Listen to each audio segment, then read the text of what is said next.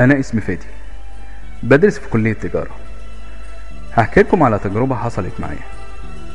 ليه صديق اسمه أحمد ساكن في سراي القبة، في العمارات اللي ورا القصر.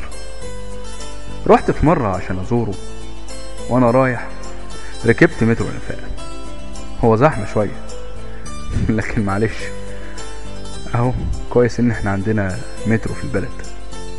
أنا وأحمد صاحبي على طول متفائلين، وبنحلم إن البلد تكون أحسن بلد في الدنيا، مش بس في الأغاني، لأ كمان في الحقيقة. إيه ده؟ الظاهر إحنا وصلنا سراي القبة. أنا نزلت سراي القبة وببص على اتجاه الخروج ناحية القصر، ملقتش، ولقيت كل الناس ماشية في اتجاه اللي عكس اتجاه القصر. فاستغربت ازاي تبقى سراي القبة اتجاه واحد، ولقيت بين اتجاه القصر واتجاه الناس قضبان وقطر وسلم.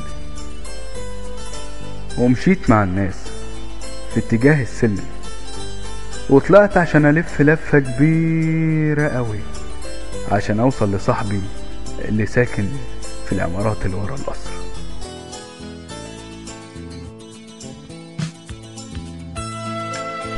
وبعد كام سنة عدت، اتخرجنا، وحصلت حاجة عظيمة جدا في بلدنا الحبيبة مصر.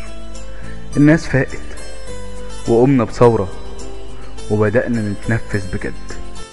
واحمد صاحبي اللي ساكن في سراي القبة دعاني علشان اروح له، وطبعا وانا رايح له ركبت مترو الانفاق، ولسه زي ما هو زحمة برضه. معلش بكرة يروح. ونزلت سراي القبة، بس حاجة غريبة قوي، لسه مفيش للناس اتجاه ناحية القصر، ولسه بين اتجاه القصر واتجاه الناس قضبان وقطر وسلم.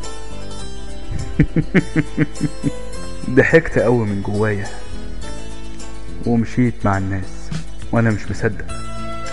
معقول لسه سرايا القبة اتجاه واحد؟